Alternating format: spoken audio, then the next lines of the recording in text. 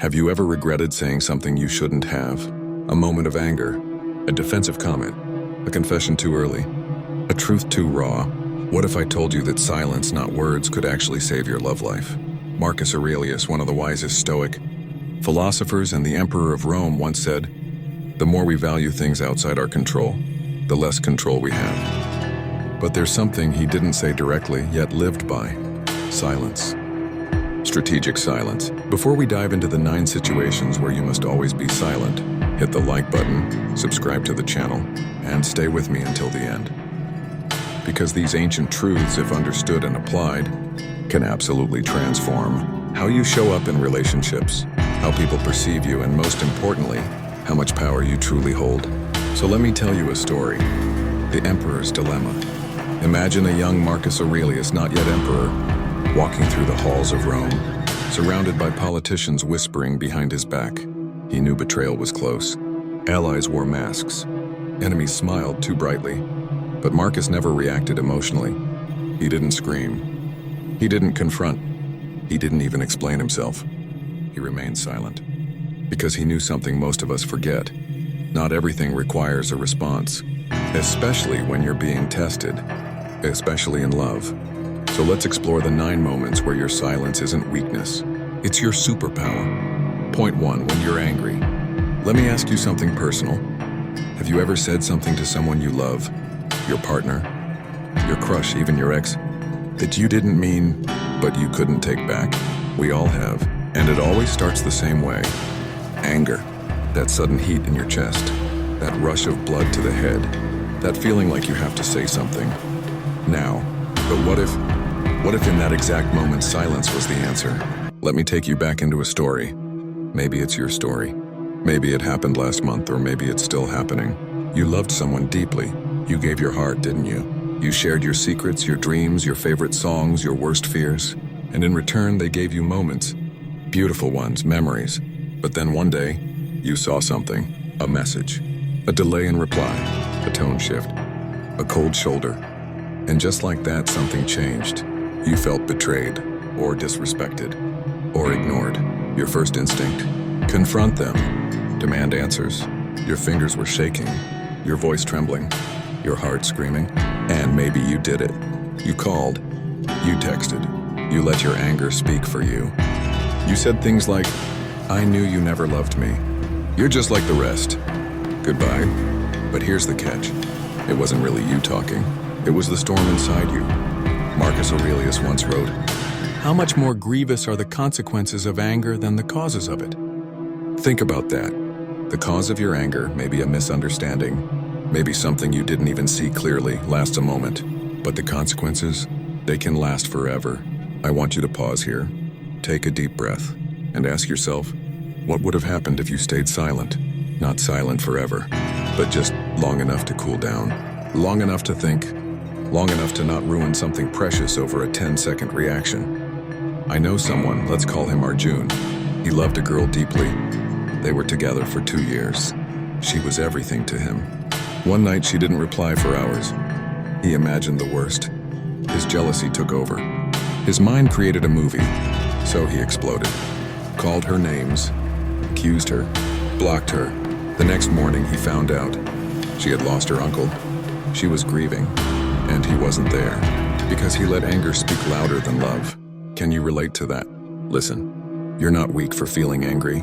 You're human. But strength isn't in the outburst. It's in the control, in the silence, in choosing not to destroy someone or yourself over a passing emotion. So the next time you're burning inside, pause, be still, let your silence speak. Because silence, my friend, can save more love stories than words ever could.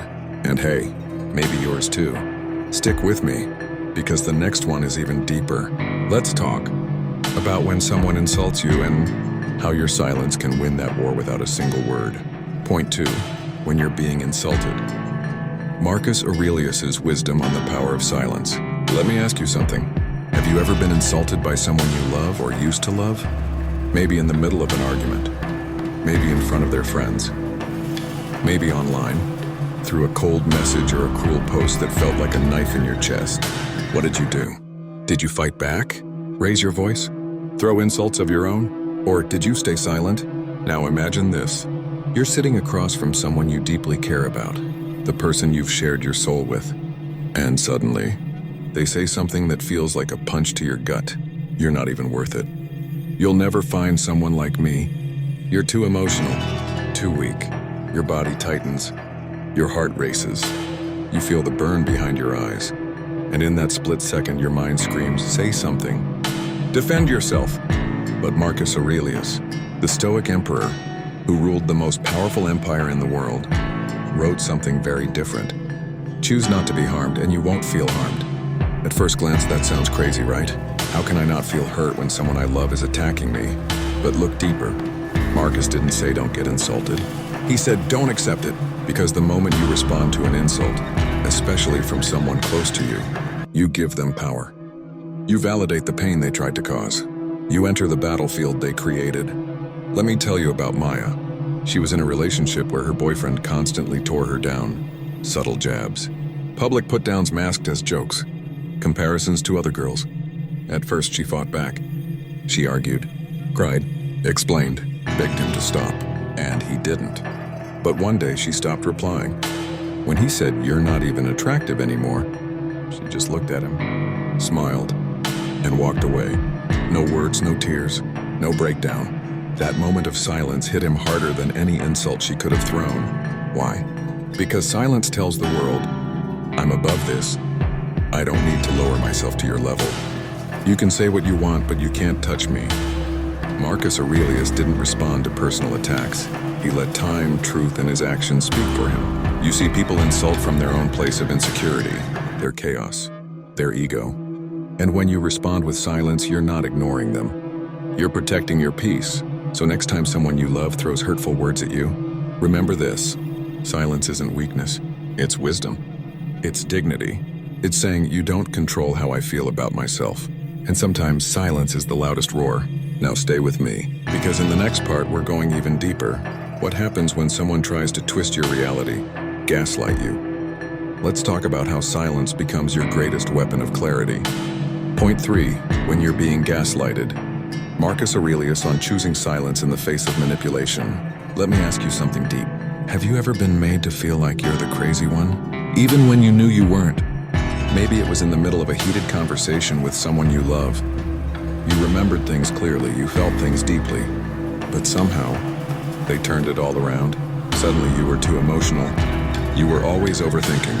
And they acted like they were just trying to calm you down. That, my friend, is gaslighting. And if you've experienced it, I know how exhausting it feels.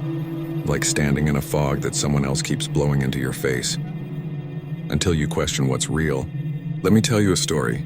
A young woman, let's call her Zara, was in love with a guy who always made her feel off. Not in the beginning. At first he was perfect, loving, attentive, present. But slowly, he started disappearing, not replying for hours. Then when she asked about it, he said, "Wow, you're always so paranoid." She saw flirty messages on his phone. He said, "You're just imagining things." She cried and asked if he still loved her. He said, "You're way too dramatic." And every time she tried to explain, to reason, to prove her feelings were valid. But here's the thing about gaslighting. It thrives on your reaction. It feeds on your confusion. It grows every time you try to defend your reality. And this is where Marcus Aurelius gives us a lifeline. He wrote, "If someone is able to show me that what I think or do is not right, I will happily change, for I seek the truth." But what if the person you're speaking to doesn't seek truth at all? Then you don't argue, you don't beg, you don't over-explain. You go silent. Zara finally reached that moment. One day, after yet another argument where he twisted everything, she didn't respond. No reaction, no crying, no chasing. She just looked at him and stayed quiet. He said, "You're giving me the silent treatment now?" And she smiled, not to mock, but because for the first time she saw through the fog.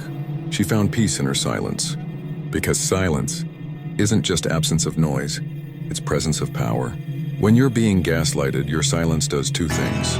First, it protects your energy from being drained in endless loops. Second, it makes the manipulator uncomfortable, because they can't twist what you don't say. Silence in those moments isn't giving up. It's rising above. It's stepping out of the illusion and returning to your truth. And remember, you don't owe anyone an explanation when they're not listening to understand. You owe yourself clarity, and sometimes the only way to find it is through silence. Now stick around, because in the next part, we're going to explore something even more powerful. When you're with someone who just doesn't listen, and how silence speaks louder than 1,000 explanations. Point 4. When you're planning something big, let me ask you a quiet, dangerous question. Have you ever told someone your dream? Your big idea, your bold move, your passion project, only for them to laugh, doubt, or downplay it? If you have, you probably know what came next. Suddenly you started to doubt it too. That's why Marcus Aurelius, the philosopher emperor, reminds us, the more we value things outside our control, the less control we have. And one of the things most outside our control is how others react to our plans. Let me tell you a story. This isn't a made-up fable, this is real. There was a man named Ayan. He'd been through heartbreak. He lost his job. But deep down, he had this one burning idea, to build something of his own. A business, not just for money, but for pride, for purpose. So what did he do? He shared it with his friends, his partner, his family. He was excited. He expected support, but instead he heard, "Really, you? Bro, stick to a safe job. That's not going to work. You're dreaming too big." And suddenly that fire inside him, it dimmed. He stopped. For weeks he questioned everything, until one night he picked up Meditations, Marcus Aurelius' private journal. He read how Marcus never boasted about battles before they were won, how he didn't speak of reform before it was real, how he built silently and let his actions echo. Ayan realized something powerful. Sometimes silence isn't secrecy, it's protection. Because your dreams, they're fragile at first, like a seed in your palm, exposing it too early to wind and rain, in the form of opinions, criticism, and just being honest comments, can kill it before it roots. So he went silent, stopped talking, started building. Day by day, he built that business, quietly, privately, like a sculptor working in the dark. And when he finally launched it, the same people who doubted him, they clapped. They asked how he did it, and he smiled, because they never saw the struggle, only the result. There's a sacred peace in silence when you're planning something big. It keeps the energy in. It stops others from poisoning your vision. And most of all, it builds discipline. Because when no one knows what you're doing, you're not doing it for applause. You're doing it for you. So next time you feel that urge to tell the world, to post it, to seek approval, pause. Ask yourself, do I need validation or do I need victory? Because as Marcus might say, let your plan be for your soul, not your show. Let your silence be the soil your dream grows in. Stick around because up next we'll talk about a moment even more delicate. When you've been deeply hurt, on why silence is the bridge between pain and healing. Point 5. When you're trying to win an argument with a loved one. Marcus Aurelius on choosing peace over ego. Let me ask you something raw and real. Have you ever tried to win an argument with someone you loved, only to lose the love itself? You know the kind I'm talking about. The late-night argument that started small, maybe over a text, or a misunderstanding, but quickly turned into a battlefield of raised voices, slammed doors, and words you wish you could take back. At some point, you weren't even trying to understand anymore. You just wanted to win, to prove you were right, to make them admit they were wrong. But here's the twist no one tells you. Winning the argument often means losing the relationship, and that's why Marcus Aurelius, a man who could have crushed anyone with power or logic, once said, "You always own the option of having no opinion." There is never a need to get worked up or to trouble your soul. In other words, sometimes silence is wiser than being right. Let me take you into a story. Maybe it's yours. There was a man named Rishi. He loved a girl who was fierce, emotional, and honest to a fault. One night they argued about something small, who forgot to call, who misunderstood what. He was logical. She was emotional. He had facts. She had feelings. And the more she tried to explain how she felt, the more he tried to correct her. She said, "You don't listen." He said, "You're overreacting." She cried. He rolled his eyes. And in the end, she left the room in silence, feeling unheard, unloved, and alone. He won the argument, but he lost her trust. That night, Rishi sat alone and remembered a quote he once read. "Don't argue just to win. Argue to understand or stay silent." It wasn't from Marcus Aurelius, but it felt like something he would have written. Because silence in the middle of a heated moment isn't weakness, it's awareness. It's the moment when you realize, this person isn't your enemy.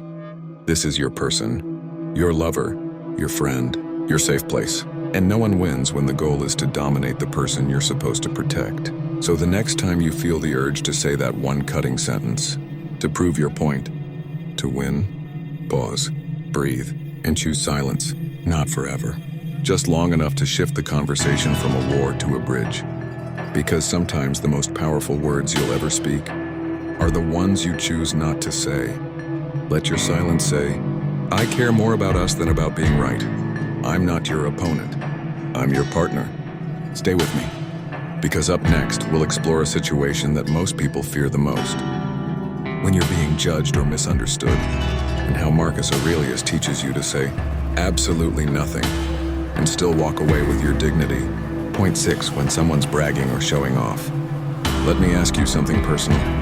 Have you ever been in a room where someone just wouldn't stop bragging? Maybe it was your friend showing off their new relationship like a trophy, or your ex posting pictures not for joy, but just to make you jealous. Maybe it was someone at work, bragging about money, success, followers, just loud, constant noise. And deep down, you knew they were performing. Not out of confidence, but out of insecurity. Now here's where Marcus Aurelius, one of the most powerful men in history, gives us a rare kind of wisdom. He never boasted about being an emperor. He didn't need applause. He didn't need to be the loudest voice in the room. He once wrote, "Don't waste time worrying about what others say or do. Be satisfied with your own actions." Let that sink in. Be satisfied with your own actions.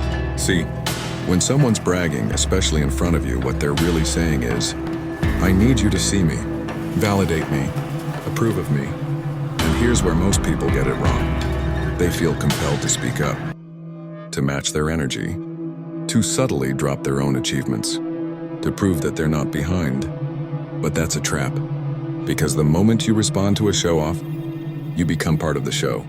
Let me tell you about Ravi. He had a childhood friend who suddenly hit it big in crypto. Expensive watches, luxury vacations, loud Instagram stories. Every conversation became a monologue about how much money he had. And one day at a dinner with friends, he looked at Ravi and said, "You're still doing that small business thing? That's cute." Everyone looked at Ravi, waiting, expecting him to snap back, to defend himself. But Ravi just smiled, took a sip of water, and said nothing. Because he knew real success doesn't need defense. Ravi's business? Quietly growing, making more impact than noise. He didn't need to brag because he knew who he was. And that silence?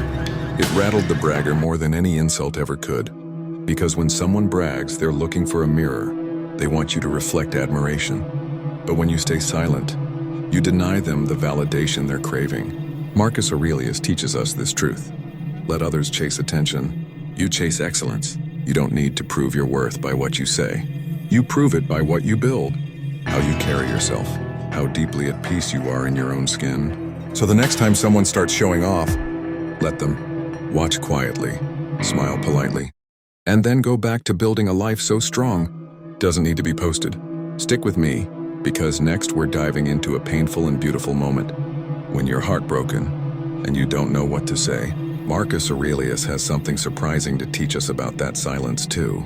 Point 7, when you're being misunderstood. Let me ask you something that might hit home.